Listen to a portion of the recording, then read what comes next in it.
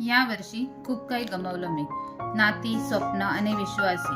काही हरवलं वेळेच्या योगात, तर काही माझ्याच चुकीमुळे कदाचित निघून गेलं. मन थकलं होतं, जिद्द हरवली होती, उभं राहायची इच्छाही क्षणभर मंदावली होती. आरशात पाहिलं की स्वतःलाच विचारायचं, मीच हरवले की फक्त वाट चुकले. पण राखेतूनच चिंग्या जन्म घेतात हे हळूहळू कळू लागलं. प्रत्येक पडणं शिकवत गेलं आणि वेदनांनी मला घडवत नेलं. आता पुन्हा उभं राहायची तयारी आहे. थकलेल्या पावलांनाही नवी चाल सापडते. हरवलेली जिद्द परत येते हळूहळू.